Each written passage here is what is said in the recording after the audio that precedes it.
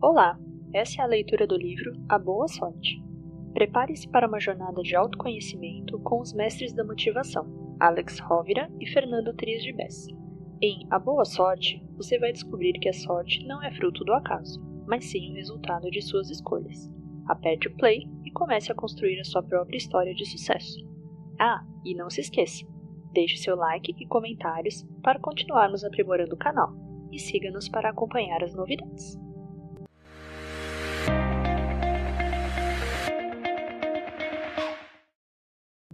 Parte 1. O Encontro. Em uma bela tarde de primavera, Vitor, um homem de aspecto elegante e informal, sentou-se naquele que era o seu banco preferido no maior parque daquela grande cidade. Ali, sentindo-se em paz, afrouxou o nó da gravata e apoiou seus pés descalços sobre um macio chão de trilhos. Com 64 anos e uma vida cheia de realizações, Vitor gostava especialmente daquele lugar. Mas esta tarde seria diferente das outras, pois algo inesperado estava prestes a acontecer. Aproximando-se do mesmo banco com a intenção de se sentar, apareceu outro homem, também com seus 60 anos, chamado Davi. Ele tinha um ar cansado, até mesmo batido. Percebia-se nele uma pessoa triste, embora conservasse à sua maneira um certo ar de dignidade. Davi estava passando por grandes dificuldades naquele momento. Na verdade, há anos que as coisas não iam bem para ele. Davi sentou-se ao lado de Vitor e seus olhares se cruzaram. O estranho foi que tanto um quanto o outro, ao mesmo tempo, pensaram que algum vínculo os unia, algo conhecido e longínquo, mas intimamente familiar. — Você é o Vitor? Perguntou Davi com respeito. — E você é o Davi? Respondeu Vitor, já certo que reconhecia naquela pessoa o seu amigo. — Não é possível! Não acredito, depois de tanto tempo! Eles se levantaram e se abraçaram soltando uma grande risada. Vitor e Davi tinham sido amigos íntimos de infância, dos 2 aos 10 anos. Eram vizinhos no modesto bairro onde viveram os primeiros anos de suas vidas. — Te conheci por esses inconfundíveis olhos azuis, disse Vitor. — E eu te conheci por esse olhar tão límpido e sincero que você tem há 54 anos e que não mudou nada, respondeu Davi. Eles então compartilharam boas histórias de infância e lembraram lugares e pessoas que acreditavam ter esquecido. Até que Vitor, que via na cara de seu amigo uma sombra de tristeza, disse a ele: — Meu velho amigo, conte-me como foi sua vida. Davi encolheu os ombros e suspirou. — Minha vida foi uma sucessão de erros. — Por quê? Perguntou Vitor. — Você deve lembrar que deixamos o bairro onde éramos vizinhos quando tínhamos 10 anos, que desaparecemos e que nunca mais se ouviu falar de nós. O motivo foi que meu pai herdou uma enorme fortuna de um tio distante que não tinha descendentes. Fomos embora sem dizer nada a ninguém. Meus pais não queriam que ninguém soubesse da sorte que tivemos. Mudamos de casa, de bairro, de vizinhos e amigos. Foi naquele momento que você e eu perdemos contato. Mas então foi por isso, disse Vitor. Sempre nos perguntamos o que teria acontecido. A fortuna era assim tão grande? Era sim. Além disso, parte importante do que herdamos foi uma grande empresa têxtil em pleno funcionamento e rica em recursos. Meu pai, inclusive, a fez crescer ainda mais. Quando morreu, eu assumi seu lugar à frente do empreendimento. Porém, tive muita falta de sorte. Tudo foi contra mim, contou Davi. O que aconteceu? Durante muito tempo não fiz qualquer mudança, pois tudo ia mais ou menos bem. Porém, logo começaram a aparecer concorrentes por toda parte e as vendas caíram. Como o nosso produto era o melhor, eu tinha a esperança que os clientes percebessem que os concorrentes não ofereciam a mesma qualidade. Mas os clientes não entendiam de tecidos. Se entendessem de verdade, teriam se dado conta. Em vez disso, procuravam cada vez mais as novas marcas que iam aparecendo no mercado. Davi parou para tomar fôlego. Recordar tudo aquilo não era nada agradável. Vitor estava quieto, sem saber o que dizer. Perdi muito dinheiro, embora a empresa continuasse sobrevivendo. Tentei reduzir os custos de todas as maneiras, mas quanto mais eu os cortava, mais caíam as vendas. Estive a ponto de criar uma marca própria, mas não tive coragem. O mercado pedia marcas estrangeiras e isso me deixou no limite.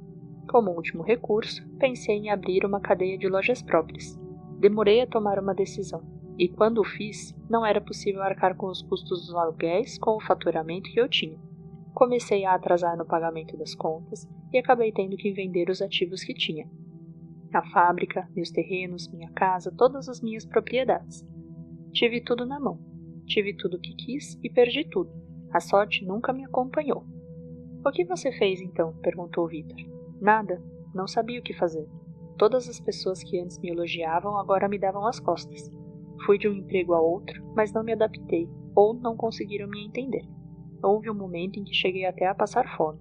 Há mais de 15 anos vou sobrevivendo como posso, ganhando a vida com as gorjetas que consigo, levando recados e recebendo ajuda das boas pessoas que me conhecem no bairro modesto onde moro agora. A falta de sorte sempre esteve comigo. Como não tinha vontade de continuar falando, Davi perguntou ao amigo de infância: E você? Como foi sua vida? Teve sorte? Vitor sorriu consigo mesmo. Como você deve lembrar, meus pais eram pobres, mais pobres do que os seus quando viviam no bairro. Minhas origens são mais humildes, você sabe muito bem.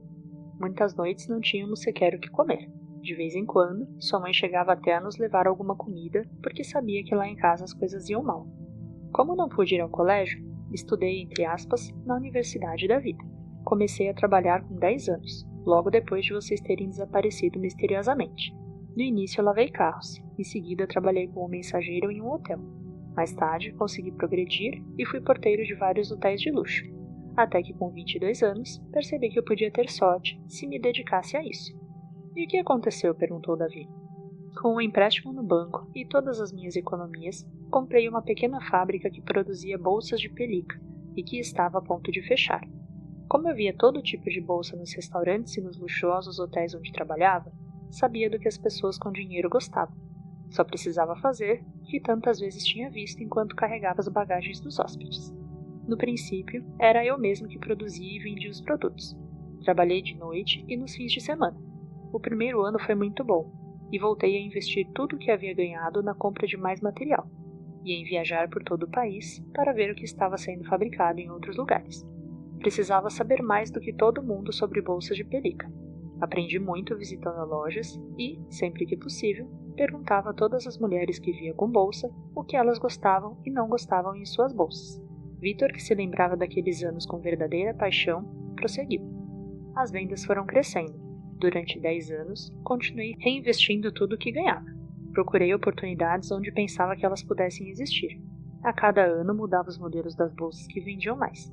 Elas nunca deixavam de ter uma novidade. Nunca esperei até o dia seguinte para resolver um problema de fábrica. Tentei ser o responsável por tudo o que acontecia ao meu redor. Fui adquirindo pequenas fábricas, uma atrás da outra, até construir uma grande indústria. Finalmente, consegui criar um próspero negócio. A verdade é que não foi fácil, mas o resultado superou totalmente o que imaginei quando comecei tudo isso. Davi interrompeu o amigo, tentando diminuir a intensidade de seu último comentário. Você não acha que, na verdade, tem muita sorte? Você acredita? Você acha que foi apenas sorte realmente? Perguntou Vitor surpreso. Não quis te ofender, nem menosprezar o seu feito, respondeu Davi constrangido. Mas acho difícil de acreditar que foi apenas você o responsável pelo seu sucesso. A sorte sorri a quem o destino caprichosamente escolhe. Para você ela sorriu, para mim não. Isso é tudo, caro amigo. Vitor ficou pensativo. Depois de um tempo respondeu. Sabe, eu não herdei nenhuma grande fortuna, mas ganhei algo muito melhor do meu avô. Você conhece a diferença entre a sorte e a boa sorte, com letras maiúsculas? Não conheço, respondeu Davi sem mostrar interesse. Aprendi a diferença entre sorte e a boa sorte com uma fábula que meu avô costumava contar quando morava lá em casa. Sempre pensei, e continuo pensando, que essa história mudou a minha vida. Acompanhou-me em momentos de medo, de dúvida, de incerteza, de confusão e também nas horas de alegria, felicidade e gratidão. Graças a ela, decidi comprar a pequena fábrica com o resultado de 6 anos de muito esforço e com todas as minhas economias. Foi também essa história que influenciou outras importantes decisões que se revelaram cruciais na minha vida. Vitor continuou falando, enquanto Davi, com a cabeça afundada entre os ombros, olhava para o chão. Talvez, aos 64 anos, ninguém esteja mais a fim de ouvir histórias, mas nunca é tarde para escutar algo que possa ser útil. Como diz o ditado, enquanto há vida, há esperança. Se você quiser, eu posso te contar. Como Davi ficou quieto, Vitor foi em frente. É uma história que ajudou muitas pessoas, não só gente do mundo dos negócios, como empresários e profissionais de todos os ramos. As pessoas que aprenderam e aplicaram a diferença entre a simples sorte e a boa sorte conseguiram excelentes resultados nas empresas em que trabalhavam. Para outras, ela serviu até mesmo para encontrarem o amor. foi útil também a esportistas, artistas, cientistas e pesquisadores. E lhe digo isso porque pude observar em primeira mão. Tenho 64 anos e constatei o efeito dessa lenda na vida de muitas pessoas. Mais animado e talvez movido pela curiosidade, Davi finalmente falou. Está bom, então conte-me. Qual a diferença entre a sorte e a boa sorte? Vitor refletiu antes de responder. Quando sua família recebeu a herança, vocês tiveram sorte. Essa sorte, porém, não dependeu de vocês mesmos. Por isso não durou muito. Só houve um pouco de sorte e é por esse motivo que agora você não tem nada. Eu, ao contrário, me dediquei a criar a sorte. A sorte sozinha não depende de você. A boa sorte depende unicamente de você. Ela é que é a verdadeira.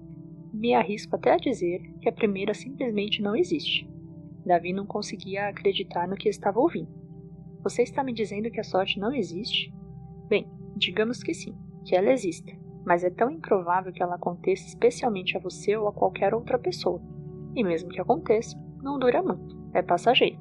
Você sabia que quase 90% das pessoas que acertam na loteria não demoram mais de 10 anos para se arruinar ou voltar a estar como antes? A boa sorte, ao contrário, é possível desde que você se dedique a ela.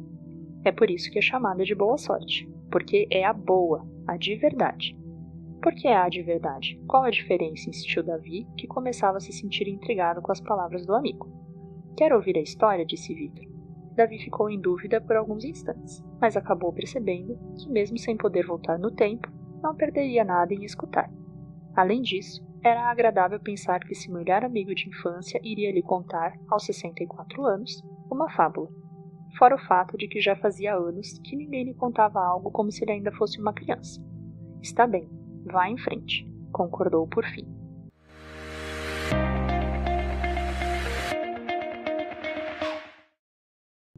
Primeira regra da boa sorte.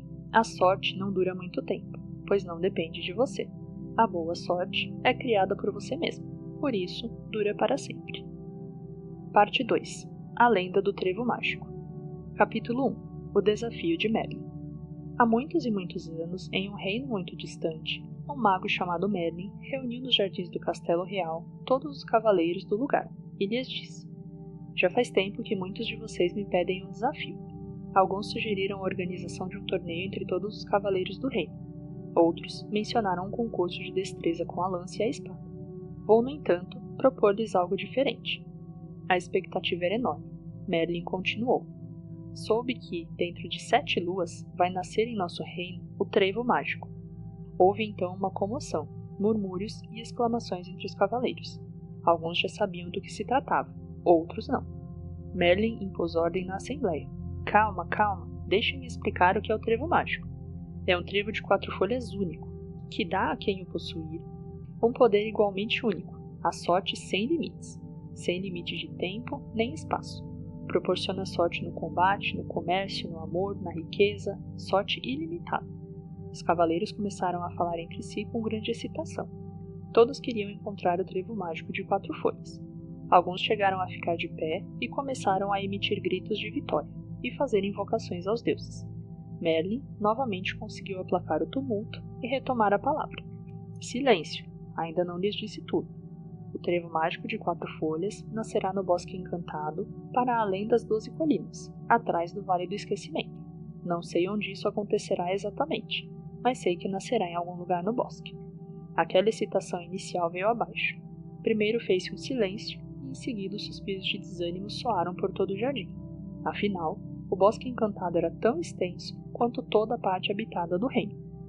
Eram milhares de hectares de mata densa e cerrada. Como encontrar um minúsculo trevo de 4 folhas naquele espaço imenso?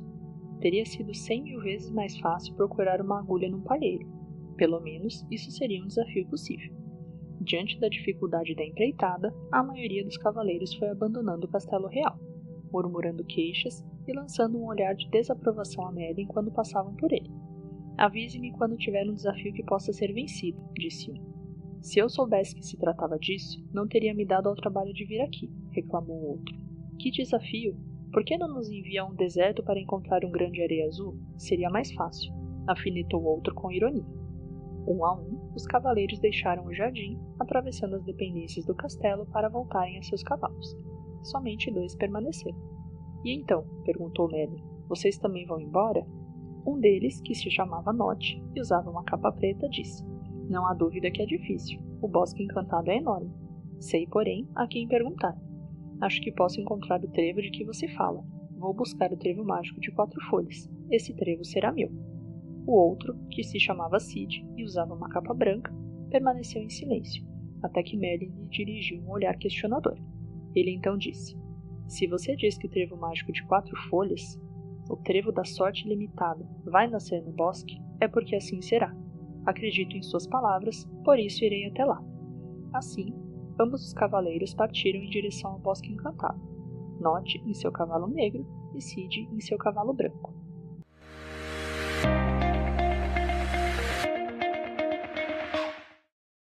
Segunda regra da boa sorte. Muitos são os que querem ter a boa sorte, mas poucos os que decidem buscá-la. Capítulo 2. O Gnomo, Príncipe da Terra. A viagem até o Bosque Encantado era longa e eles levaram 2 dias para chegar até lá. Restavam, portanto, somente 5 dias para encontrar o lugar onde nasceria o trevo mágico. Não havia tempo a perder. Apesar disso, os 2 cavaleiros resolveram descansar durante a noite antes de iniciar a procura. Nott e Cid fizeram a viagem separadamente e não se encontraram em nenhuma das paradas que fizeram para dar água a seus cavalos. Assim, nenhum dos 2 sabia em que lugar do bosque o outro estava. O bosque encantado era muito escuro, até mesmo durante o dia, pois imensas copas das árvores mal deixavam que os raios de sol chegassem ao chão. A noite foi escura, fria e silenciosa, mas ainda assim, os habitantes da mata perceberam a presença dos 2 visitantes. Bem cedo, na manhã seguinte, decidido a encontrar o trevo, Nott teve a seguinte ideia: o trevo mágico nascerá no chão. Quem conhece melhor cada palmo de terra do bosque encantado? Muito fácil, o príncipe da terra, quer dizer, o gnomo. Ele mora debaixo da terra e construiu corredores subterrâneos em cada canto do bosque encantado. Ele me dirá onde o trevo mágico de 4 folhas irá brotar.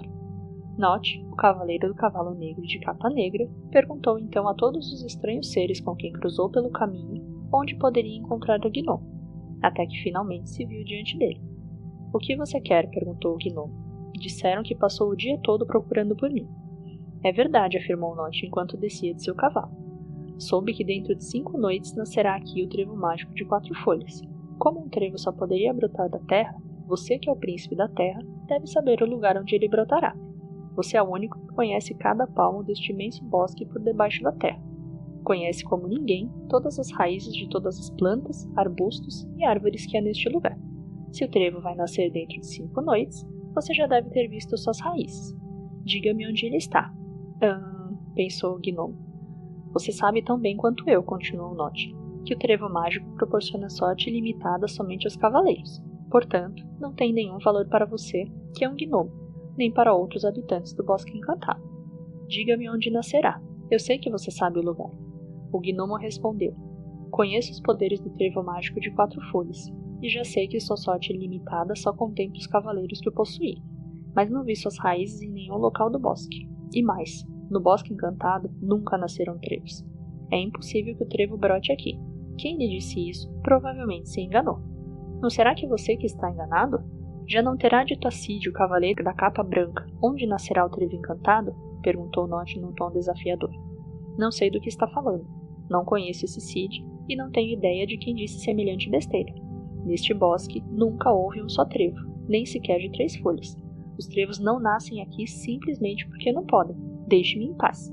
Vivo neste bosque há mais de 150 anos e jamais me haviam feito uma pergunta tão estúpida. Adeus. Nott deu a empreitada por impossível. Não é a primeira vez que encontro alguém que não está à minha altura, pensou. Montou de novo em seu cavalo, deu meia volta e achou melhor esperar até o dia seguinte. Depois de tudo, talvez o gnomo tivesse razão. Além disso, Merlin poderia ter cometido um erro em relação ao lugar ou à data. À medida que se afastava do gnomo, montado em seu corcel negro, Nott sentiu o que costumam sentir aqueles a quem se diz que sua sorte não é possível. Teve um pouco de medo. Mais fácil, porém, foi substituir o medo pela incredulidade. Simplesmente não pode ser. Foi exatamente isso que passou pela cabeça dele. Assim, decidiu ignorar o que ouvira do gnomo. Amanhã será outro dia e talvez a sorte me espere em um lugar diferente, pensou. Enquanto isso, Cid, o cavaleiro da capa branca, teve na manhã do terceiro dia exatamente a mesma ideia que Note. Ele também sabia que o gnomo era o mais indicado para lhe dizer onde o trevo mágico poderia nascer. Ficou todo o dia tentando encontrá-lo. Perguntou a todos os habitantes do bosque com os quais cruzava pelo caminho, até que finalmente encontrou o gnomo alguns minutos depois de o cavaleiro Note tê-lo deixado resmungando em frente a uma das entradas de sua caverna, de incontáveis corredores. É você o gnomo do Bosque Encantado, a quem chamam de Príncipe da Terra? Perguntou Cid enquanto saltava do cavalo. Sim, sou eu. Ai caramba, outro iluminado? E você, o que deseja? Soube que dentro de 5 noites nascerá no bosque o trevo mágico de 4 folhas, e pensei que... Cid não pôde acabar a frase. O gnomo ficou vermelho como um pimentão e inchou os pulmões e as bochechas de ar como se fosse estourar. Que história é essa desse maldito trevo mágico hoje? Já disse ao outro cavaleiro, simplesmente não podem nascer trevos aqui. Quem afirmou o contrário está errado, está fazendo uma brincadeira de mau gosto ou bebeu além da conta. O melhor que vocês podem fazer é voltar a seus castelos ou sair em socorro de alguma dama em perigo. Aqui estão perdendo seu tempo. Cid percebeu que algo estranho estava acontecendo. Segundo Merlin, um trevo mágico nasceria no bosque, e de acordo com o gnomo, era impossível que nas atuais circunstâncias nascesse ali um trevo. Os dois provavelmente diriam a verdade, mas talvez a verdade de cada um fosse diferente da outra. Portanto, continuar procurando o trevo mágico talvez fosse uma perda de tempo. Se, como o gnomo dissera, fosse impossível brotar um trevo naquele lugar, nas atuais condições, então se tratava de saber o que estava faltando para que um trevo pudesse nascer ali. Assim, Cid lhe perguntou enquanto procurava acalmá-lo. Espere, espere! Você disse que nunca nasceram trevos em todo o Bosque Encantado? Nunca, jamais, resmungou o gnomo enquanto entrava em sua toca. Não vá embora ainda, por favor. Explique-me por quê. Quero saber por que nunca nasceram trevos neste bosque. O gnomo deu meia volta e respondeu. Por causa da terra. É evidente que é por causa dela. Ninguém nunca tratou de renovar esta terra. Os trevos precisam de terra fresca e arejada, e a terra deste bosque é dura, compacta. Se ela nunca foi renovada e arejada, como é que pode então nascer um único trevo por aqui?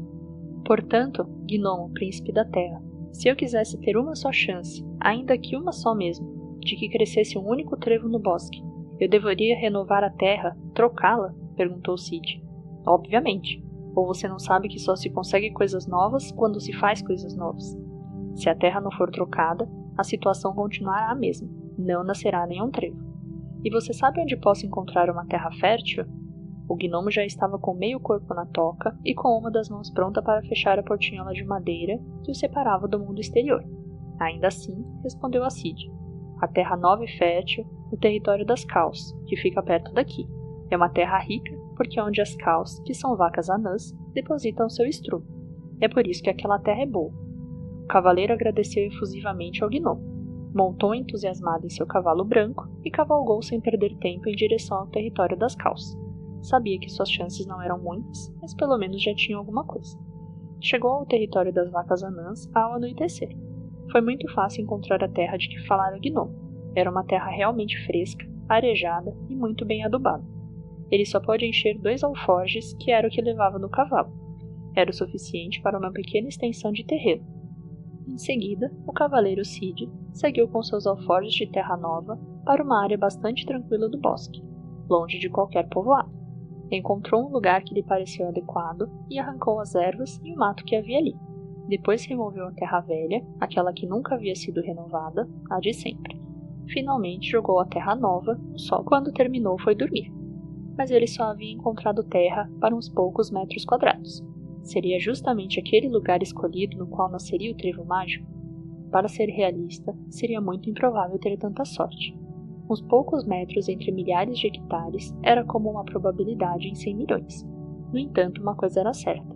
Ele havia feito algo diferente de tudo que tinha sido feito no bosque até então. Se não existiam trevos ali, se ninguém nunca os tinha encontrado, era porque todos os que tentaram haviam se limitado a repetir as coisas de sempre, as que todo mundo fazia. Como bom cavaleiro, Cid sabia que fazer coisas diferentes era o primeiro passo para conseguir coisas diferentes. Ainda assim, ele sabia que eram mínimas as chances de que o trevo mágico de 4 folhas brotasse exatamente no lugar onde tinha escolhido para colocar a pouca terra fértil de que dispunha. Mas, pelo menos já sabia porque não havia trevos. E no dia seguinte saberia mais. Disso tinha certeza. Deitado com a cabeça no chão, Sid olhava a terra que acabara de colocar sobre o solo. Pensou que o gnomo dizia sua verdade, e que Merlin também expressara sua verdade. Eram duas verdades aparentemente contraditórias. No entanto, agindo daquela forma, colocando terra nova sobre a terra de sempre, essa aparente contradição desaparecera. Se não existiram trevos no passado, isso não significa necessariamente que no futuro eles não possam nascer aqui, uma vez que as condições do solo agora são diferentes, pensou. Adormeceu imaginando o trevo brotando da terra nova que havia espalhado. Sonhando com isso, o ajudava a esquecer a pequena probabilidade de que aqueles poucos metros fossem os escolhidos pelo destino para acolher o trevo mágico. O sol se pôs. Restavam apenas 4 noites.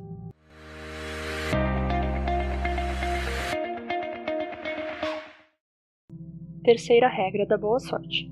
Se você não tem a boa sorte agora, talvez seja porque está sob as circunstâncias de sempre. Para que ela chegue, é preciso criar novas circunstâncias. Capítulo 3. A Dama do Lago. O quarto dia amanheceu muito mais frio do que os outros. O canto dos canários, pintacilgos, melros e rouxinóis abafou o dos grilos. Nott montou em seu cavalo e pensou que a informação que o gnomo lhe dera era realmente preocupante. É impossível que trevos nasçam no Bosque Encantado.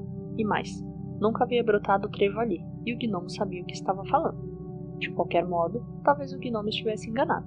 Sabia que não podia confiar plenamente em suas palavras. Embora esse pensamento não o levasse a lugar nenhum, ele ao menos o tranquilizava. Decidiu dedicar o dia a encontrar alguém capaz de desmentir a informação do gnomo. Isso colocaria novamente a sorte em suas mãos. Depois de cavalgar por mais de 5 horas, Nott avistou ao longe, no meio do espesso bosque, um grande lago. Como estava com sede e imaginava que seu cavalo também estivesse sedento, decidiu aproximar-se da água. Era um lago muito bonito. Estava cheio de nenúfares com flores amarelas e brancas. Bebeu um pouco da água e se sentou às margens do lago, enquanto seu cavalo bebia vorazmente. De repente, uma voz atrás dele o surpreendeu. — Quem é você? Era uma voz feminina, doce e ao mesmo tempo profunda, frágil, mas firme, sedutora, porém desafiante. Era a Dama do Lago, uma mulher de beleza e perfeição nunca vistas, modelada com a forma da água e que emergia do lago de uma forma impressionante. Nott havia ouvido falar nela. Rapidamente, percebeu que podia conseguir com essa dama a informação sobre sua tão importante missão. — Sou Nott, o cavaleiro da capa preta. O que você e seu cavalo estão fazendo perto do meu lago? Já mataram a sede. O que querem agora? Estão acordando meus nenúfares, e esta é a hora do sono deles. Meus nenúfares dormem durante o dia e cantam à noite. Se eles acordarem esta noite, não cantarão. Seu canto evapora a água do lago durante a noite. Se eles não cantarem, a água não vai evaporar. Se a água não evaporar, o lago transbordará.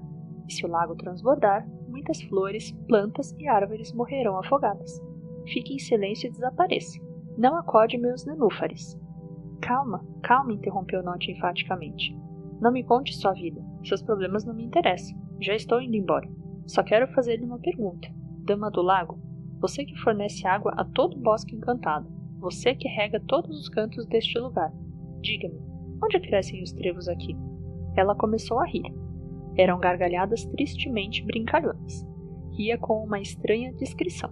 O riso era agudo, mas também grave.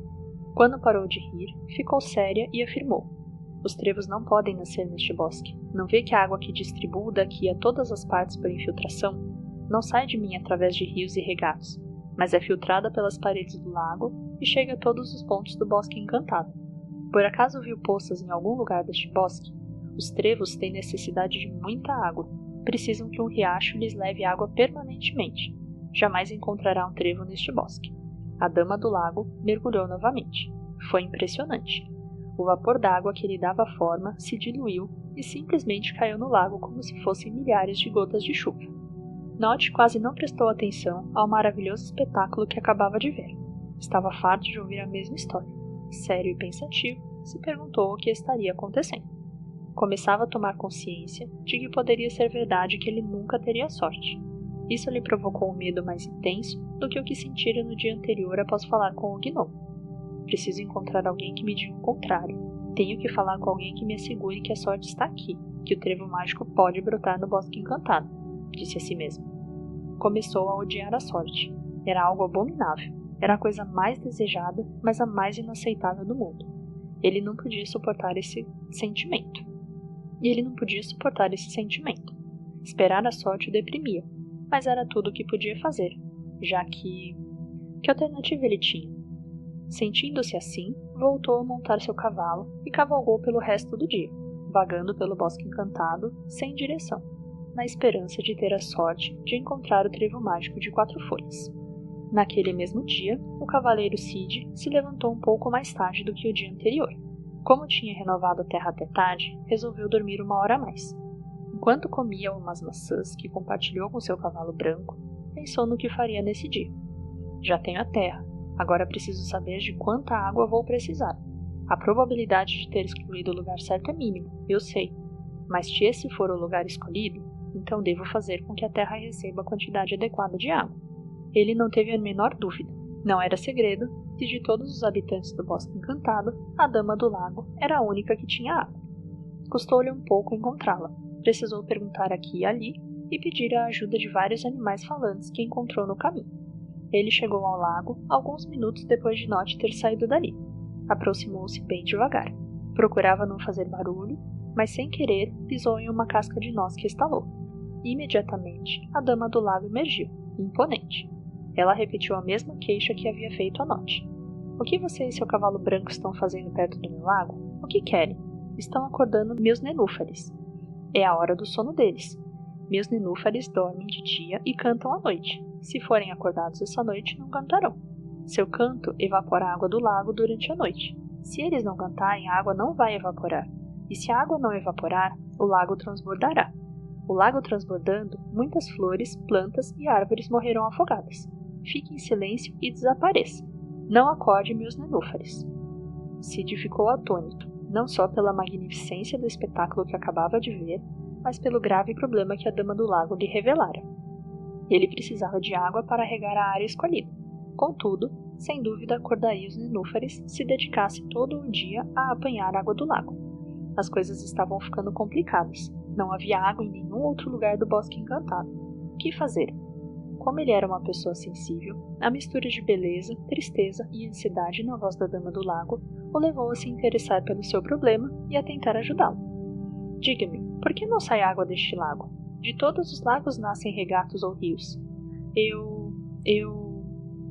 Pela primeira vez, a voz da Dama do Lago era uma voz sem contrastes, uma voz triste, de dor. Porque no meu lago não há continuidade, não há novos rios que saiam de mim. Eu só recebo água, mas nenhum riacho brota de meu seio. Por isso tenho que viver sempre esperando que os meus nenúfares durmam e que possam cantar à noite. Durante o dia fico acordada para velar o sono deles, e à noite seus cantos não me deixam desfrutar o sono. Vivo escrava da minha água. Por favor, vá embora e não desperte meus nenúfares. Cid então percebeu que o lago tinha em abundância justamente o que lhe fazia falta: água. Eu posso ajudá-la, ele propôs. Diga-me, porém, uma coisa: de quanto água um trevo precisa? A Dama do Lago respondeu: precisa de água em abundância, de água clara de um riacho. A terra na qual nascem os trevos deve estar sempre úmida. Então posso ajudá-la e você pode me ajudar. Shhh! Não grite assim que um nenúfar já acordou. Explique-me como. Se você permitir, abrirei um sulco na margem do lago para que um regato nasça a partir de você. E assim conseguirei que a água não se acumule mais em seu seio. Não farei barulho, pois cavarei com cuidado um sulco na terra e a água sairá do seu lago. Dessa maneira, não haverá mais necessidade de se preocupar com os nenúfares. Você poderá dormir sempre que quiser. A Dama do Lago ficou pensativa, mas depois concordou. Está bem, não faça barulho. Imediatamente, para espanto de Cid, ela desapareceu. Sem esperar um instante, ele improvisou uma enxada com a sua espada e a pendurou na parte traseira de seu cavalo. Dessa forma, à medida que cavalgava de volta ao terreno que escolhera, a espada cavava um sulco no solo e a água seguia, liberando o lago de sua pesada carga. A água chegou até a terra fresca e fértil. Cid havia conseguido. Tinha encharcado a terra, criando um riacho de água clara, o que nunca existira antes no Bosque Encantado. Assim, ele se preparou para dormir no espaço que havia criado. Refletiu sobre o que acontecera e lembrou-se do que seu mestre sempre lhe dizia: a vida lhe devolve o que você lhe dá. Os problemas dos outros são, frequentemente, a metade de suas soluções. Quem compartilha sempre ganha mais. Era justamente o que havia ocorrido. Ele já estava disposto a renunciar à água, mas quando começou a entender o problema da Dama do Lago, percebeu que ambos precisavam da mesma coisa e que com uma só ação os dois sairiam ganhando. Curiosamente, Cid percebeu que estava cada vez menos preocupado se o lugar que escolhera seria realmente onde o trevo nasceria. Talvez devesse se sentir um pouco tolo por trabalhar tanto por um lugar onde o trevo provavelmente não nasceria, mas não se sentia assim. A certeza de que estava fazendo o que devia era mais forte do que pensar se teria sorte ou não com a escolha do lugar. Por quê? Não sabia. Talvez porque regar é o que eu preciso fazer depois de arar e cuidar da terra. Ele fazia o que tinha de fazer. É claro que ele sabia que era muito pouco provável que o lugar que escolhera para renovar a terra e regá-la seria justamente o destinado a brotar o trevo mágico de 4 folhas. Mas ele conhecia 2 razões que impediam o nascimento de trevos no bosque. No dia seguinte, teria mais informações, tinha certeza disso. Com a cabeça pousada no chão, ele tentava adormecer enquanto olhava com esperança a terra nova regada pelo riacho. Mais uma vez, visualizou o trevo mágico brotando e crescendo. Nesta noite, porém, a imagem do trevo apareceu em sua mente mais nítida e real do que na noite anterior. Isso o deixou feliz. A noite caiu e só restavam 3 noites.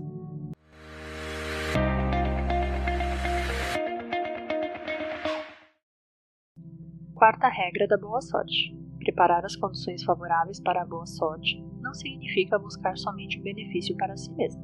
Criar as condições nas quais os outros também ganham atrai a boa sorte. Capítulo 4. A Sequoia, Rainha das Árvores. Na manhã seguinte, Note, o cavaleiro de capa preta, se levantou muito desanimado. Considerando as informações do gnome da Dama do Lago, estava perdendo tempo. Seu empenho não seria em vão. Chegou a pensar em voltar. No entanto, a viagem até o Bosque Encantado tinha sido longa, e já que estava ali, optou por ficar até o 7º dia. Talvez finalmente encontrasse alguém que lhe dissesse onde achar o trevo mágico de 4 folhas. Note não sabia o que fazer. Com quem poderia falar agora? Montado em seu cavalo, vagou pelo bosque sem saber aonde ir. Cruzou com toda espécie de seres estranhos, mas não achou nenhum trevo. Enquanto cavalgava, olhava para o chão procurando uma pista capaz de indicar onde o trevo poderia germinar. De repente, percebeu que ainda não falara com a Sequoia, o primeiro habitante do Bosque Encantado. Ela saberia lhe dizer algo. Como diziam que a Sequoia era a primeira árvore nascida no Bosque Encantado, ele cavalgou até o centro da mata, onde a encontrou. Note apeou do cavalo e aproximou-se. Sabia que naquele bosque todos os seres vivos, inclusive muitos dos inanimados, tinham capacidade de falar. Assim, dirigiu-se a Sequoia e perguntou: Sequoia, rainha das árvores, você consegue falar? Não houve resposta. Ele insistiu: Sequoia, rainha das árvores, estou lhe fazendo uma pergunta. Faça o favor de me responder. Não sabe quem eu sou? Sou o cavaleiro Note. A Sequoia começou a mexer seu impressionante tronco e disse ao cavaleiro: Já sei quem você é. Por acaso não sabe que conheço cada uma das árvores deste bosque? Não sabe que através de nossas folhas todas estamos em contato físico umas com as outras? As informações correm rapidamente através de nossos galhos. Faça sua pergunta se quiser, mas depois vá embora. Estou cansado. Tenho mais de 1000 anos. Falar me cansa. Serei breve, respondeu Note. Soube que é possível que dentro de 3 noites nasça no Bosque Encantado o trevo mágico de 4 folhas, o trevo da sorte ilimitada. Mas tanto o gnomo como a Dama do Lago me disseram que jamais cresceu um só trevo aqui. Você vive neste bosque desde que ele existe. Sabe de tudo o que acontece porque conversa e sempre conversou com todas as árvores. Minha pergunta é muito simples. É verdade que nunca houve trevo neste bosque? A Sequoia levou um tempo para responder. Passeou por sua memória de 1000 anos, revendo todos os anos de sua vida em cada um dos 1000 anéis que formam o interior de seu largo tronco. Isso demorou. Como os minutos iam passando, o cavaleiro Note perdeu a paciência. Vamos, responda. Estou com pressa, protestou. Estou pensando. Estou recordando. Você é impaciente como a maioria dos seres humanos. Seria melhor se vocês fossem como as árvores, que são muito mais pacientes. Passaram-se mais alguns minutos. Note, muito apressado, deu a volta para ir embora, pensando que a Sequoia não queria responder. Ela, porém, começou a falar justamente no momento em que o cavaleiro se preparava para partir. Como se fosse uma bibliotecária que tivesse revisto 1000 fichas de livros à procura de uma obra específica, a árvore respondeu ao fim de sua pesquisa. Está certo, nunca nasceu um trevo no Bosque Encantado, muito menos um trevo mágico de 4 folhas. Em tempo algum, nestes 1000 anos. Nunca. Nott ficou desolado. Provavelmente, Merlin teria recebido uma informação errada. Pior que isso, começou a lhe passar pela cabeça que o mago poderia tê-lo enganado. Nott sentiu-se deprimido de verdade. Era o terceiro habitante do bosque que dizia não haver sorte para ele. Estava tão obcecado com essa realidade que não conseguia ver nada além dela. Realmente, escutar os outros o que já se sabe só leva a afundar-se na própria evidência. Qualquer pessoa que, como Nott, estivesse obcecada em saber se há ou não trevos no bosque, não conseguiria pensar em outra coisa que não fosse isso. Ele não se deu conta de que era preciso fazer alguma coisa a respeito. Por isso, o cavaleiro estava tão abatido e sentia-se uma vítima, usado e enganado. Ele se encontrava numa situação em que não via qualquer possibilidade de sucesso. Naquela manhã, o cavaleiro Cid se levantou mais satisfeito do que no dia anterior. Observou alegre tudo o que já havia providenciado, terra fértil e água em abundante. Se o lugar em que nasceria o trevo mágico fosse este, agora ele precisaria saber o quanto de sol e de sombra seria necessário. Cid era um cavaleiro e não um especialista em jardinagem, por isso tinha que falar com alguém que conhecesse muito bem as plantas e as árvores. Mas quem? Logo se lembrou. Claro, como não? A sequoia é a árvore mais sábia do bosque. Ela saberá quanto de sol é necessário para um trevo. Cid cavalgou até o centro do Bosque Encantado. Desceu de seu cavalo, foi até a árvore, como pouco antes havia feito Nott. Aproximou-se dela e perguntou: Distinta sequoia, rainha das árvores, deseja falar? Não obteve resposta, mas insistiu. Respeitada e venerada sequoia, rainha das árvores, se não estiver muito cansada, gostaria de lhe fazer uma pergunta. Se você não puder falar agora, voltarei em outro momento. A verdade é que a sequoia havia decidido não responder a outro arrogante cavaleiro que lhe viesse fazer perguntas, mas logo viu que Cid não era impaciente nem arrogante. Pela amabilidade de suas palavras e seu respeitoso gesto de inclinar a cabeça e apoiar o joelho no chão, ela decidiu que era uma pessoa distinta. Quando ele já estava indo embora, ela o chamou. É verdade que estou cansada. Diga-me, porém, qual é a pergunta? Obrigada por me responder, rainha das árvores. Minha pergunta é muito simples. Quanto de sol é preciso para que um trevo possa nascer, no caso de dispor de terra nova e água suficiente? Disse a árvore. Dessa vez, contudo, levou bem menos tempo para se pronunciar, porque conhecia perfeitamente a resposta. Um trevo precisa tanto de sol como de sombra, mas não há um lugar assim por aqui. Como você já deve ter percebido, neste bosque só tem sombra, por isso nunca nasceu um trevo por aqui. Essa é a resposta à sua pergunta. Até logo. Mas o cavaleiro Cid não desanimava facilmente. Espere, espere, só mais uma pergunta, eu lhe imploro. Você que é a rainha das árvores, me permite podar alguns galhos de suas súditas? Tenho sua autorização para fazer isso? A sequoia respondeu. Minha permissão não é necessária. Você tem apenas que tirar as folhas e os galhos secos. Neste bosque, ninguém jamais trabalhou para manter limpas as copas das árvores. Nossos galhos nunca foram podados, por isso a luz não penetra aqui. Os moradores deste lugar são preguiçosos e sempre deixam suas obrigações para amanhã. Se você se dedicar apenas um pouco a essa tarefa, conseguirá fazer com que haja luz e sombra por igual embaixo de qualquer árvore. Basta retirar as folhas e os galhos secos, e não precisa da minha autorização, pois toda árvore que receber essa atenção ficará encantada. Cortar os galhos velhos, livrar-se do que já não serve, é sempre um impulso para a vida de uma árvore e para o que está a seu redor, concluiu ela, agora num tom caloroso e amável. Obrigado, muito obrigado, majestade, respondeu Cid, levantando-se, e, sem dar as costas à grande sequoia, andando para trás até chegar a seu cavalo. O cavaleiro da capa branca cavalgou firme e apressadamente até o lugar onde havia renovado a terra e feito chegar água, mas já era tarde. Pensou então em deixar para limpar os galhos no dia seguinte. De fato, não lhe restava mais nada para fazer. Já tinha a terra, a água e sabia qual era a quantidade apropriada de sol. Podia agora descansar e dedicar o último dia a podar as árvores. Imediatamente, porém, lembrou-se de que a sequoia lhe dissera: não deixe para amanhã. E também de um conselho que sempre lhe fora útil: haja e não adie. Era verdade que não havia mais nada para fazer e que ele dispunha de todo o dia seguinte para cortar os galhos velhos, mas, se começasse naquele momento, teria mais um dia e um dia a mais poderia ser importante. Assim, aproveitou as poucas horas de luz que ainda restavam para dar início à tarefa.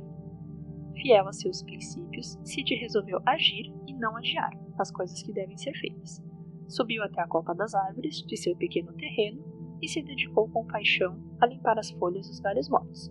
As árvores eram muito altas, e ele teve de subir uma a uma com a ajuda de uma corda que trazia consigo. Usando a espada, cortou os galhos secos e eliminou as folhas mortas sem machucar o tronco nem os ramos vivos. Trabalhou durante boa parte da noite e com total empenho, como se aquele serviço fosse a única coisa que importasse naquele momento. O seu, entre aspas, aqui e agora. O resultado final foi excelente. Ele se sentia muito feliz. Curiosamente, não se preocupava mais com o fato de que o trevo mágico de 4 folhas pudesse ou não nascer no lugar que ele escolhera para renovar a terra, canalizar a água e limpar os ramos e as folhas. Afinal, já sabia do que um trevo precisava para germinar e tinha cuidado de tudo. A que tarefa se dedicaria no dia seguinte? Talvez ainda houvesse alguma coisa que aparentemente não fosse necessária, mas imprescindível. Sentiu que se alegrava com o que estava fazendo, que se dedicava com paixão e que tudo aquilo tinha sentido, qualquer que fosse o resultado final. Uma noite mais, Sid visualizou seu trevo mágico dessa vez lindamente enraizado na terra úmida do pequeno espaço que havia criado.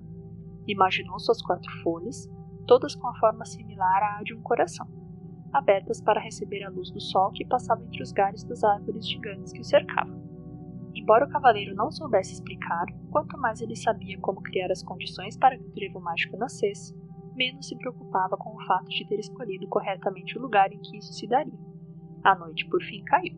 Só restavam 2 noites.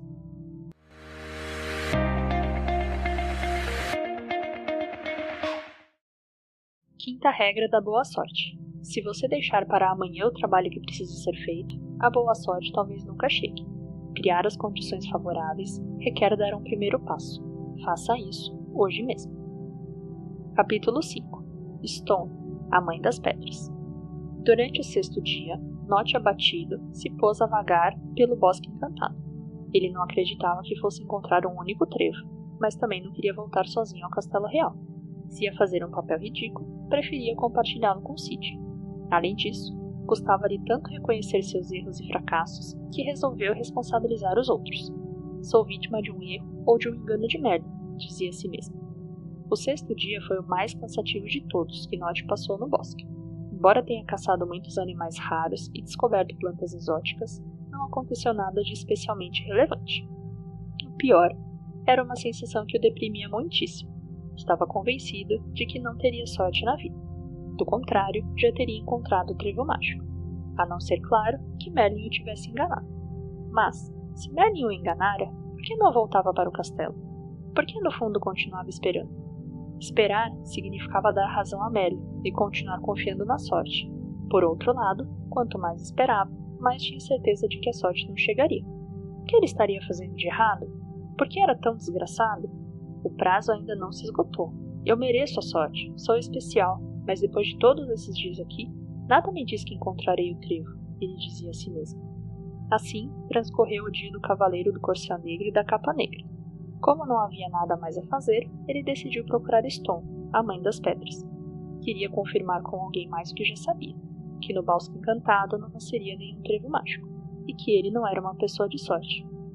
Não é de se estranhar que Nott agisse assim, pois este é um traço curioso de quem pensa não ter sorte.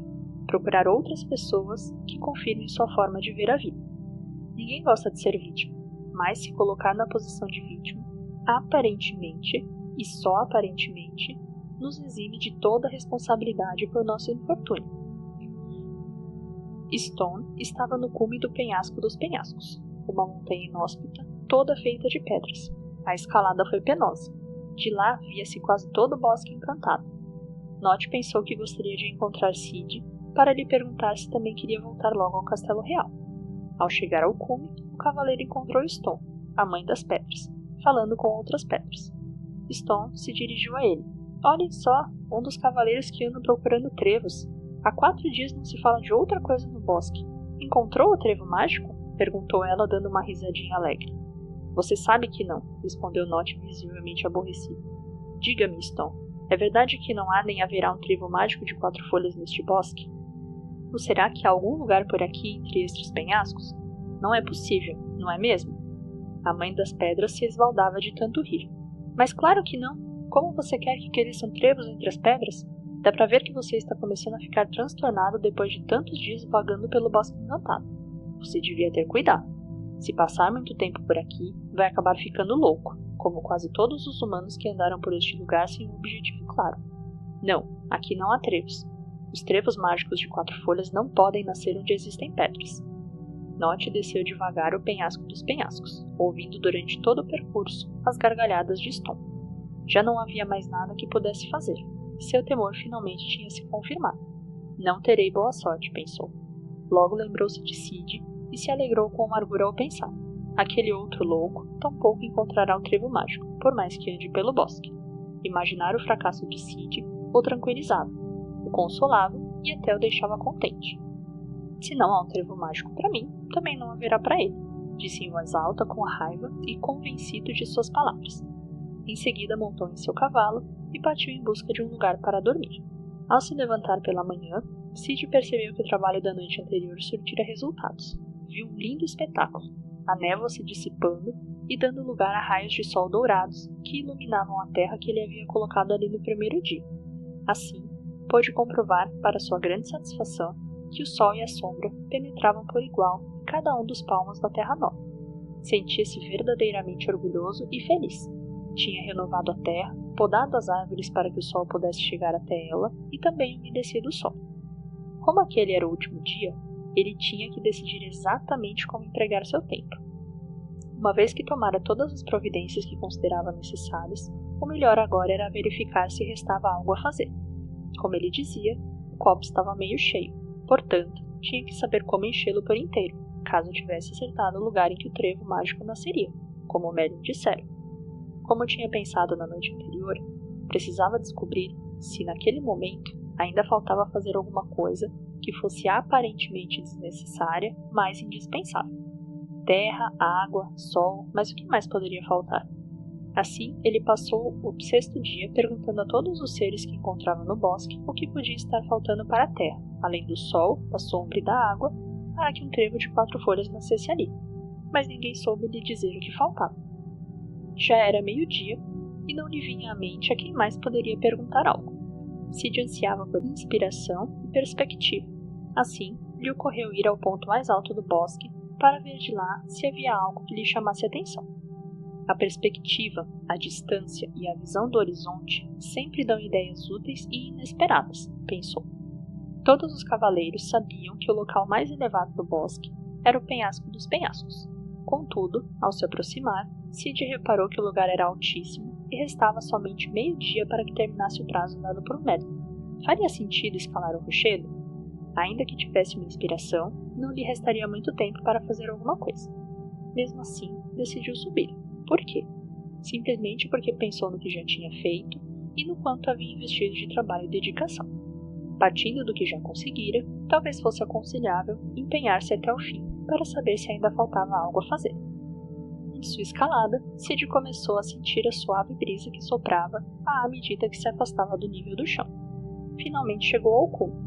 Sentou-se e passou a olhar o horizonte em busca de inspiração. Nada. De repente uma voz o assustou. Ela saía da pedra debaixo de seus pés. Era Stom, a mãe das pedras. Você está me amassando. Sid deu um salto tão grande que quase rolou o penhasco abaixo. Uma pedra que fala? Era só o que me faltava encontrar. Não sou uma pedra que fala, sou Stom, a mãe das pedras, afirmou visivelmente aborrecido. Suponho que você seja o outro cavaleiro que anda procurando o trevo mágico. Você é realmente a mãe das pedras? Então não entende muito de trevos, não é? Evidentemente que não entendo de trevos, mas de uma coisa eu sei, respondeu ela. Já disse o mesmo a um outro cavaleiro vestido de negro. Trevos de 4 folhas não podem crescer onde há pedras. Você disse de 4 folhas, replicou Sid. Sim, de 4 folhas. E os de 3 folhas? Tornou a perguntar. Os de 3 folhas sim, podem nascer em solo pedregoso, mas os de 4 folhas crescem com menos força, e por isso precisam de um solo totalmente livre de pedras que impeçam seu crescimento. Esse pequeno comentário sobre a diferença entre um trevo de 3 e um de 4 folhas poderia parecer banal para muita gente, mas não para Sid. estava certo de que, frequentemente, os elementos-chave só são descobertos nos pequenos detalhes. No óbvio e no conhecido, dificilmente se encontra resposta para o que é aparentemente desnecessário, mas imprescindível.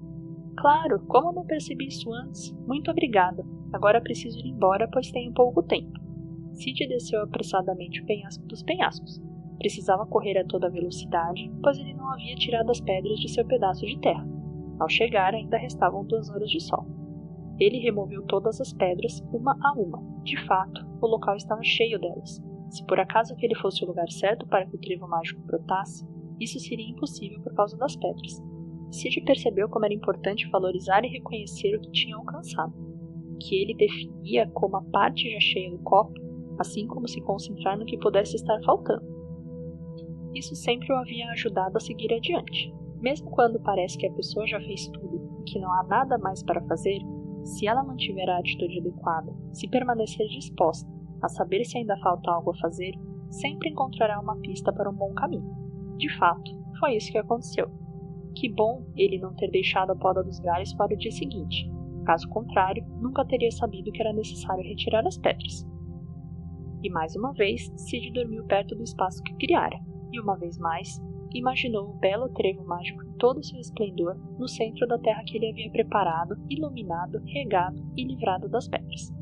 Antes de adormecer, imaginou estar segurando o trevo nas mãos.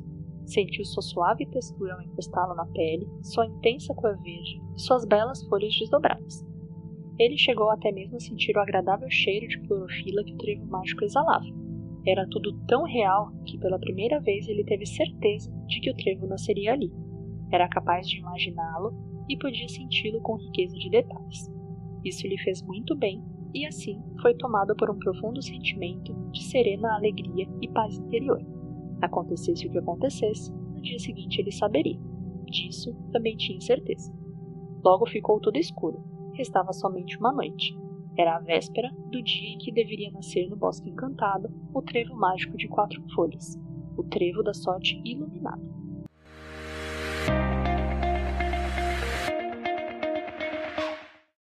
Sexta regra da boa sorte. Às vezes, mesmo que as condições favoráveis estejam aparentemente presentes, a boa sorte não chega. Procure nos pequenos detalhes o que for aparentemente desnecessário, mas imprescindível.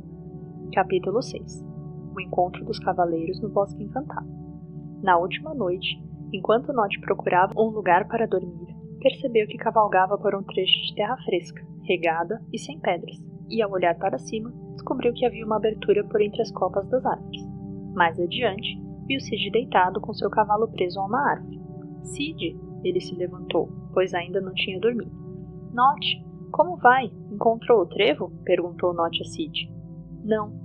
Bem, na verdade já não o procuro há 3 dias. No primeiro dia o gnomo me disse que não havia trevos em todo o bosque, e assim decidi deixar de procurar.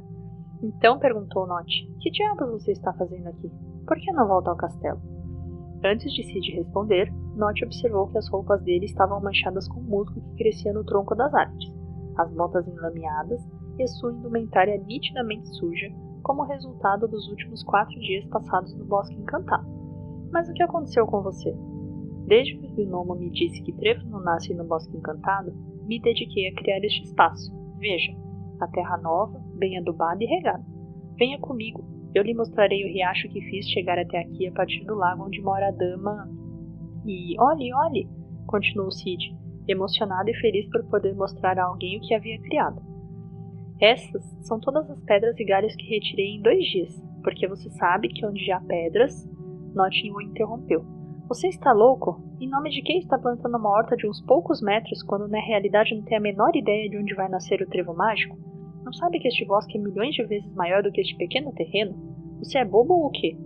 Não vê que não faz sentido ter feito tudo isso, se ninguém pode lhe dizer que diabos, qual é o lugar que deve ser preparado? Você ficou doente? Logo nos veremos no Castelo Real. Vou procurar um lugar tranquilo para passar a noite. Nod desapareceu entre as árvores. Sid ficou olhando para ele surpreso, depois de tudo o que ouvira, e pensou com seus botões. Merlin disse que poderíamos encontrar o trevo mágico, mas não disse que não seria necessário fazer alguma coisa.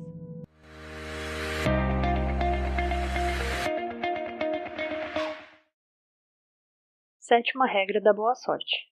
Para quem só acredita no acaso, criar as condições favoráveis parece absurdo. Para quem se dedica a criar as condições favoráveis, o acaso não é motivo de preocupação.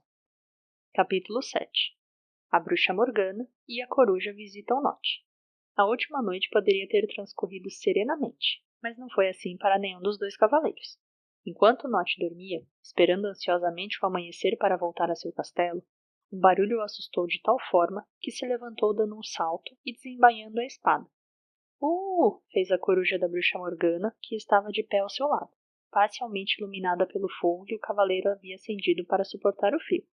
Quem é você e o que deseja? Tenha cuidado, pois minha espada está afiada. Guarde, vim fazer um trato com você. Nott, cavaleiro do corcel negro e da capa negra. Um trato? Que trato? Não quero fazer pactos com bruxas e muito menos com você, Morgana. A sua fama é péssima. Você tem certeza? É sobre um trevo de 4 folhas, disse sutilmente a bruxa, mostrando os dentes escuros enquanto franzia o nariz pontiagudo e esfregava as mãos enrugadas, tentando exibir um sorriso amigável. Nott embanhou a espada e se inclinou para ouvi-la. Vamos conversar. O que você sabe? Perguntou ele. Sei onde nascerá o trevo mágico de 4 folhas. Vamos, rápido, diga-me, exigiu o cavaleiro com impaciência. Eu lhe direi, se antes me prometer cumprir sua parte no trato. E que parte é essa que devo cumprir? Perguntou Nott. Quero que mate Merlin com sua espada assim que o encontrar. Como? Por que haveria de matar Merlin? Porque ele enganou você. Ele sabe onde nascerá o trevo mágico, assim como eu sei. O pacto é muito claro. Se eu lhe digo onde encontrar o trevo, e você mata Merlin. Sorte ilimitada para você, fim dos meus problemas de feitiçaria. Com a morte de Merlin, você consegue o trevo mágico e eu fico livre do meu principal rival. Nott estava tão desanimado e frustrado, com tanta vontade de se vingar de Merlin e ganhar de Cid, que decidiu aceitar. Isso é comum. Quando uma pessoa perde a fé em sua capacidade de criar a boa sorte, ela tenta comprá-la do primeiro que a oferece. De fato, quem espera encontrar a sorte acredita que isso é algo fácil e que não requer trabalho. E foi exatamente isso que aconteceu com Nott. Trato feito. Diga-me onde nascerá este trevo. Lembre-se de que me deu sua palavra. O trevo mágico nascerá amanhã no jardim do Castelo Real. Não está, nem nunca estará neste bosque. Como? Surpreendeu-se Nott, que não conseguia acreditar no que acabara de ouvir. Claro, você não percebe? Merlin pretendia enganar todos os cavaleiros com seu estratagema. Ao lhe apresentar o desafio de procurar o trevo no Bosque Encantado, ele acreditava que todos viriam aqui e perderiam seu tempo. Mas só 2 fizeram isso. Merlin pensava que viriam mais. De qualquer maneira, ele conseguiu desviar a atenção do jardim do Castelo Real. Ninguém espera encontrar o trevo mágico lá. Mas Merlin estará lá amanhã para colhê-lo. Você precisa se apressar. Foram necessárias 2 noites para você chegar aqui, e só lhe resta uma para voltar. Sele seu cavalo e cavalgue por toda a noite, mesmo que seu corcel negro morra de cansaço. Nott estava louco de raiva. No fim, tudo se encaixava. Foi por isso que todos os habitantes do Bosque Encantado me viram como um imbecil que perdia seu tempo procurando um trevo mágico que nunca havia nascido e nem nascerá aqui. Agora tudo faz sentido, pensou. Assim, enfurecido, selou o cavalo e desapareceu velozmente por entre as árvores, a caminho do castelo no Reino Encantado.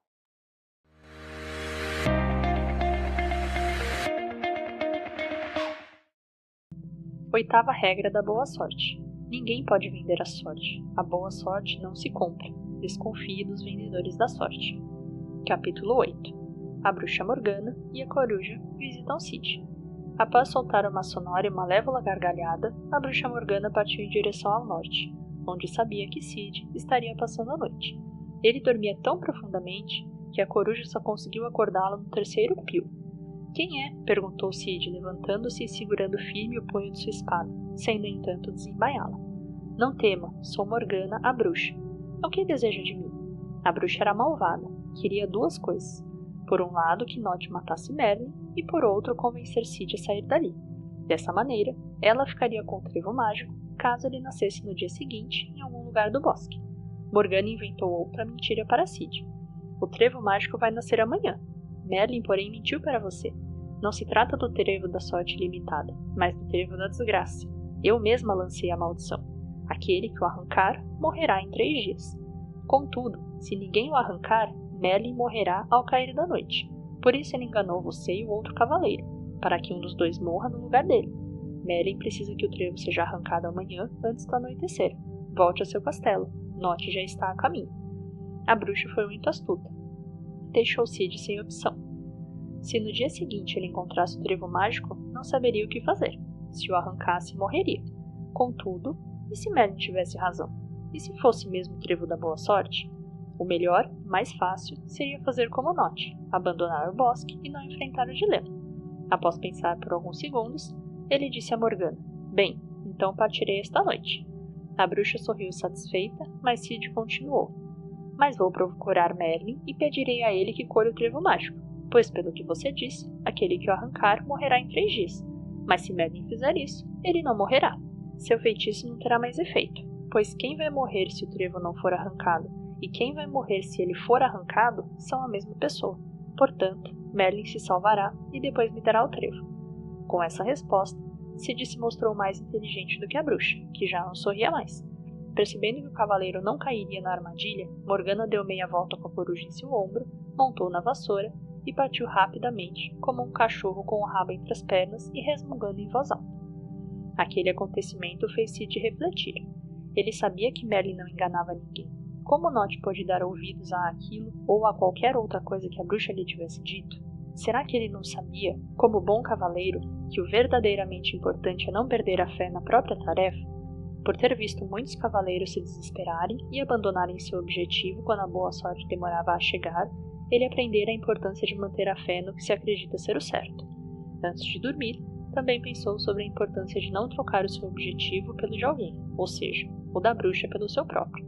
A boa sorte que chegava sempre que se mantinha fiel à sua tarefa, à sua missão e ao seu propósito. Por último, lembrou-se do que o seu mestre sempre dizia: desconfie daquele que lhe propõe planos com os quais se ganha muito de forma fácil e rápida. Suspeite de quem tentar lhe vender a sorte.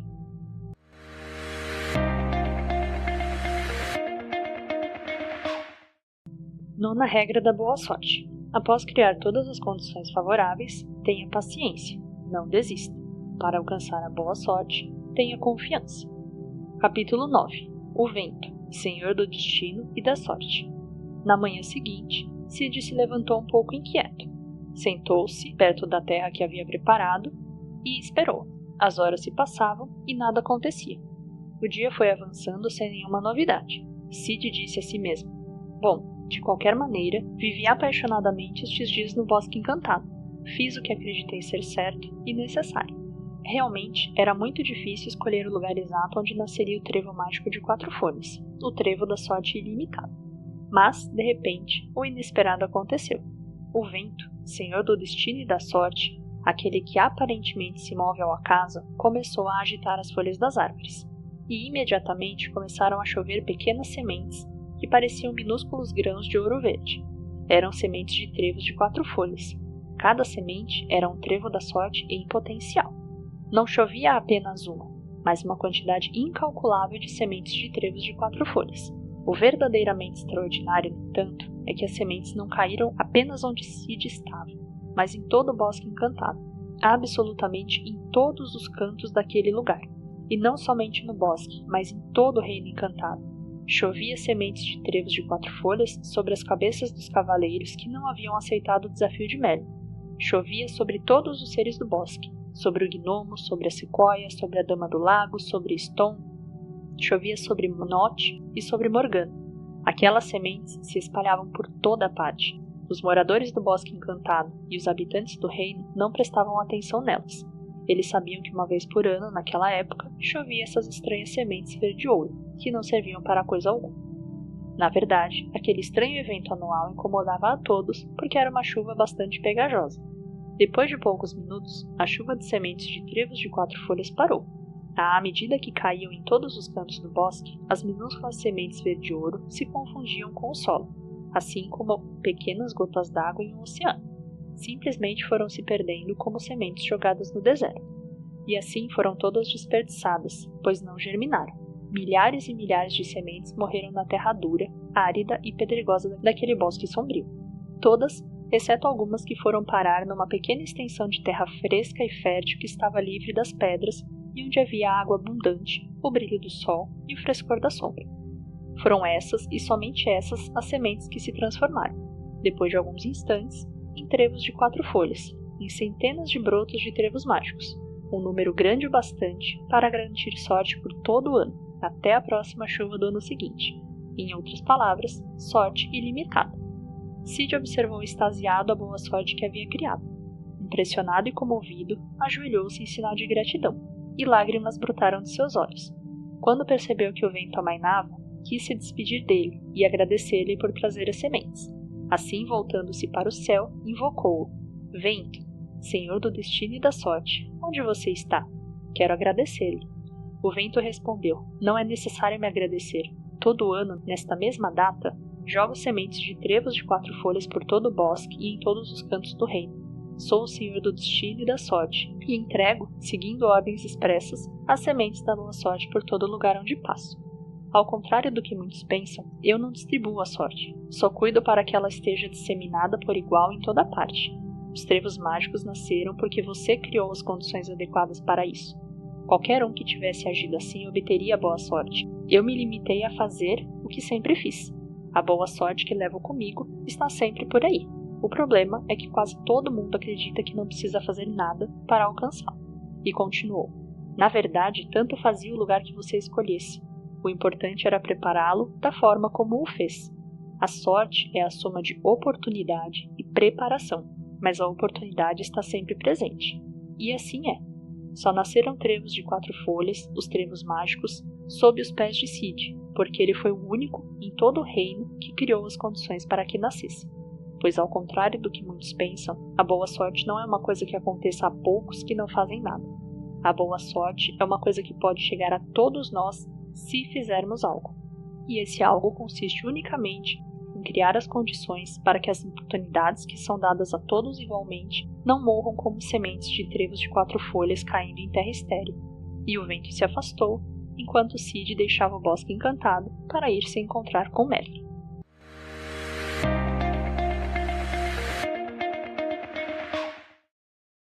Décima regra de boa sorte.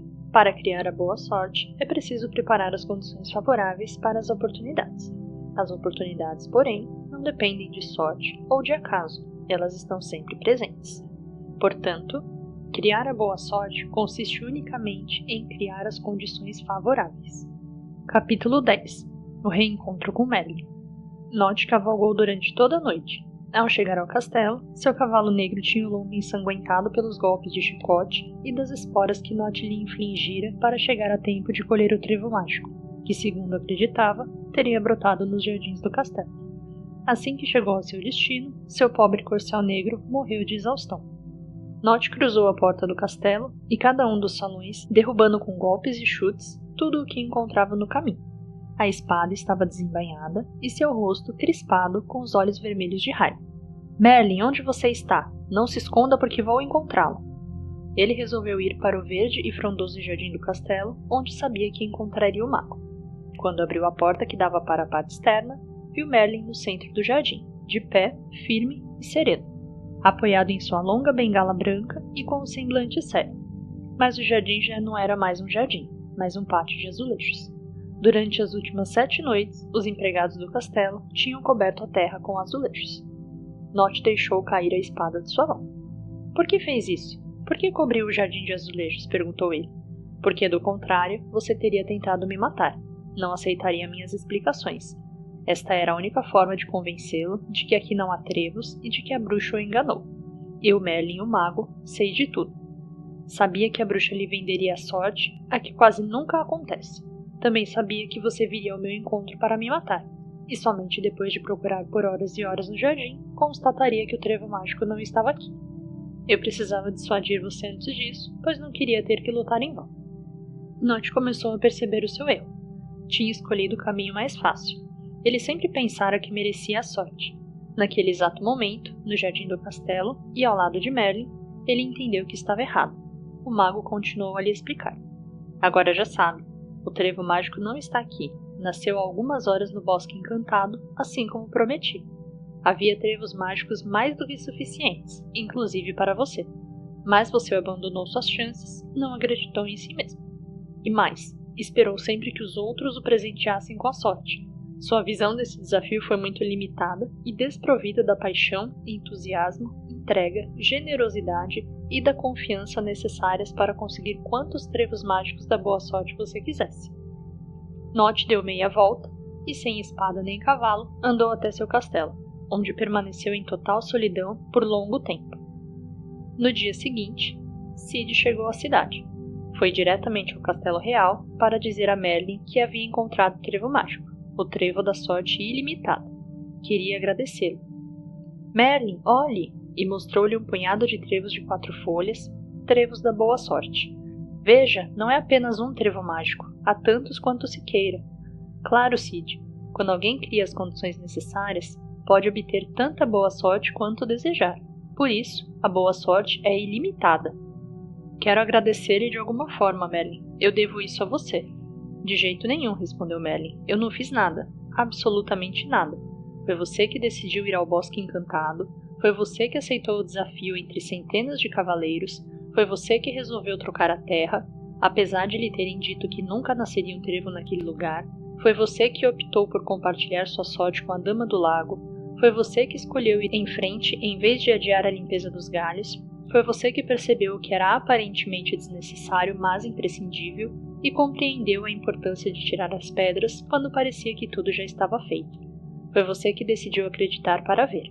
Foi você que confiou no que havia realizado, mesmo quando lhe disseram que podiam vender-lhe a sorte. E Merlin acrescentou: e o mais importante, Cid, foi você que decidiu não confiar no acaso para encontrar o trevo e preferiu criar as condições para que ele chegasse até você. E concluiu: você decidiu ser a causa da sua sorte.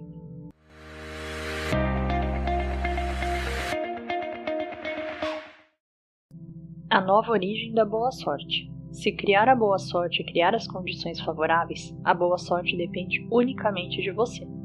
A partir de hoje, você também pode criar a boa sorte.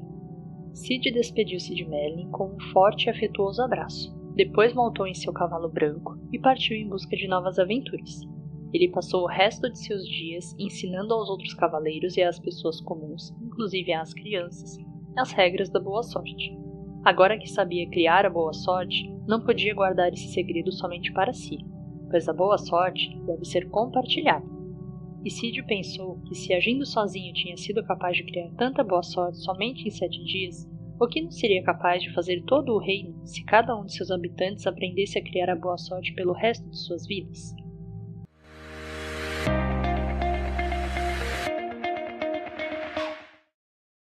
Parte 3. O reencontro.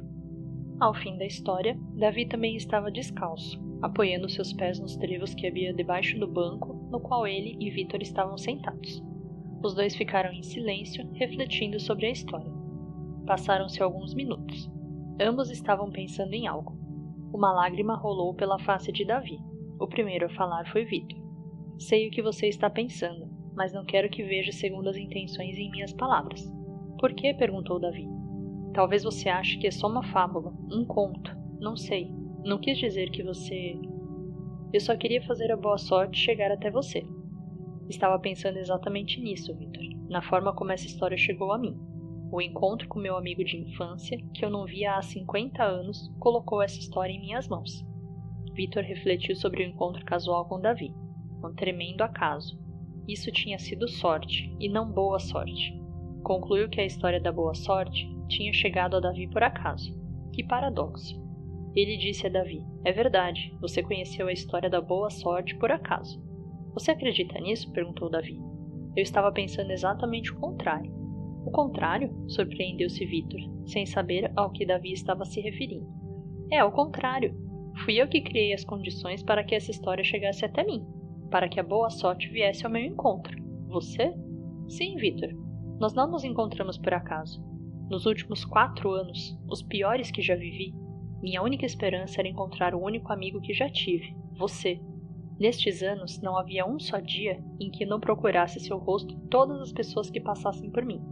Em cada pessoa com que cruzava, em cada sinal, nos cafés, bares, em todos os cantos da cidade. Nunca deixei de olhar cada face, esperando encontrar a sua. Você é o único amigo que tenho e que já tive. Imaginei muitas vezes que o encontrava. Visualizei várias vezes nosso encontro, assim como Cid via crescer seu trevo.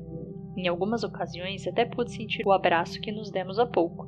Jamais deixei de acreditar que aconteceria. E aconteceu. E acrescentou: eu o encontrei porque quis encontrá-lo. A história da boa sorte chegou a mim porque eu, sem saber, já estava procurando. Visivelmente emocionado, Victor disse a Davi: portanto, na verdade, você acredita que a fábula está certa. Claro, continuou Davi, a fábula está certa. Não pode ser de outro modo. Nosso encontro é uma demonstração de que eu também posso ser como Cid. Hoje fui eu que criei a boa sorte. Eu também posso criar a boa sorte, não concorda?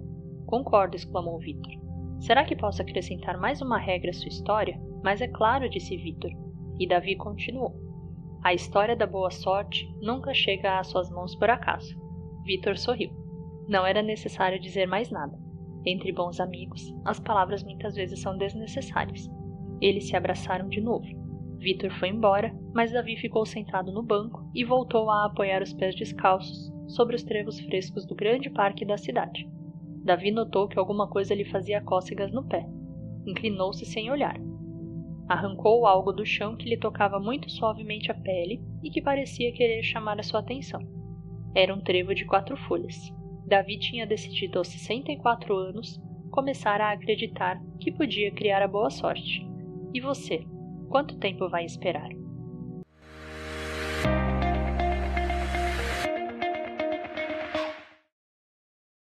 Parte 4. Pessoas que também pensam assim. 90% do sucesso se baseia simplesmente em insistir. Woody Allen. Circunstâncias? O que são as circunstâncias? Eu sou as circunstâncias. Napoleão Bonaparte. Só triunfa no mundo quem se levanta e procura as circunstâncias, e as cria quando não as encontra. George Bernard Shaw. Muitas pessoas pensam que ter talento é uma sorte. Poucas, no entanto, pensam que a sorte possa ser questão de talento. Jacinto Benavente. A sorte só fortalece a mente preparada. Isaac Asimov. A sorte é a desculpa dos fracassados. Pablo Neruda. O fruto da sorte só cai quando está maduro. Friedrich von Schiller. Acredito muito na sorte e descubro que quanto mais trabalho, mais sorte tenho. Stephen Leacock. Quanto mais pratico, mais tenho sorte. Gary Player. Existe uma porta pela qual pode entrar a boa sorte, mas só você tem a chave. Provérbio japonês. A sorte não está fora de nós, mas em nós mesmos e em nossa vontade. Júlio Grossi. A sorte segue a coragem. Enio. A sorte ajuda os corajosos. Públio Terêncio. A resignação é um suicídio cotidiano. Honoré de Balzac. Que a inspiração chegue não depende de mim. A única coisa que posso garantir que a inspiração chegue não depende de mim. A única coisa que posso fazer é garantir que ela me encontre trabalhando. Pablo Picasso. A sorte do gênio é 1% de inspiração e 99% de transpiração. Thomas Edison. O segredo de um grande negócio consiste em saber algo que mais ninguém sabe. Aristóteles Onassis. Você é o motivo de quase tudo que lhe acontece. Niki Lauda. A sorte não é nada mais do que a habilidade de aproveitar as ocasiões favoráveis. Horizon Sweet Marden. De todos os meios que conduzem à sorte, os mais seguros são a perseverança e o trabalho. Louis Rimbaud. Somente aqueles que nada esperam do acaso são donos do destino. Matthew Arnold. O homem sábio cria mais oportunidades do que as encontra. Francis Bacon. Não existem grandes talentos sem grande vontade. Honoré de Balzac. Um otimista vê uma oportunidade em toda calamidade. Um pessimista vê uma calamidade em toda oportunidade. Winston Churchill. E quando pensa em realizar seu sonho? Perguntou o mestre a seu discípulo. Quando tiver a oportunidade de fazê-lo, respondeu este. O mestre lhe disse, a oportunidade nunca chega. A oportunidade já está aqui. Anthony de Mello. Deus não joga dados como o universo. Albert Einstein.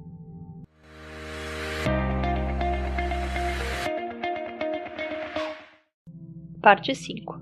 Decálogo, síntese e a nova origem da boa sorte. Primeira regra da boa sorte. A sorte não dura muito tempo, pois não depende de você. A boa sorte é criada por você, por isso dura para sempre. Segunda regra da boa sorte. Muitos são os que querem ter a boa sorte, mas poucos os que decidem buscá-la. Terceira regra da boa sorte. Se você não tem a boa sorte agora, talvez seja porque está sob as circunstâncias de sempre. Para que ela chegue, é conveniente criar novas circunstâncias. Quarta regra da boa sorte. Preparar as condições favoráveis para a boa sorte não significa buscar somente o benefício para si mesmo. Criar as condições nas quais os outros também ganham atrai a boa sorte. Quinta regra da boa sorte. Se você deixar para amanhã o trabalho que precisa ser feito, a boa sorte talvez nunca chegue. Criar as condições favoráveis requer dar um primeiro passo. Faça isso hoje mesmo. Sexta regra da boa sorte. Às vezes, mesmo que as condições favoráveis estejam aparentemente presentes, a boa sorte não chega. Procure nos pequenos detalhes o que for aparentemente desnecessário, mas imprescindível. Sétima regra da boa sorte. Para quem só acredita no acaso, criar as condições favoráveis parece absurdo. Para quem se dedica a criar as condições favoráveis, o acaso não é motivo de preocupação. Oitava regra da boa sorte. Ninguém pode vender a sorte. A boa sorte não se compra. Desconfie dos vendedores da sorte. Nona regra da boa sorte. Após criar todas as condições favoráveis, tenha paciência, não desista. Para alcançar a boa sorte, tenha confiança. Décima regra da boa sorte. Para criar a boa sorte, é preciso preparar as condições favoráveis para as oportunidades. As oportunidades, porém, não dependem de sorte ou de acaso. Elas estão sempre presentes. Síntese. Criar a boa sorte consiste unicamente em criar as condições favoráveis. A nova origem da boa sorte. Se criar a boa sorte é criar as condições favoráveis, a boa sorte depende unicamente de você. A partir de hoje, você também pode criar a boa sorte. A história da boa sorte nunca chega às suas mãos por acaso.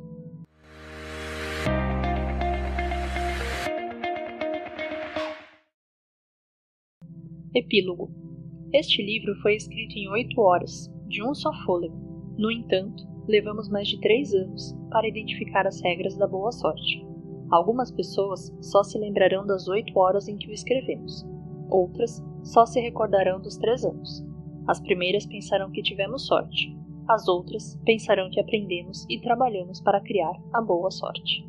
Essa foi a leitura do livro A Boa Sorte, de Alex Rovira, Fernando Trias de Bess. Espero que tenham gostado e se inspirado com este livro. Deixe seu like e comentários para continuarmos aprimorando o canal e siga-nos para acompanhar as novidades.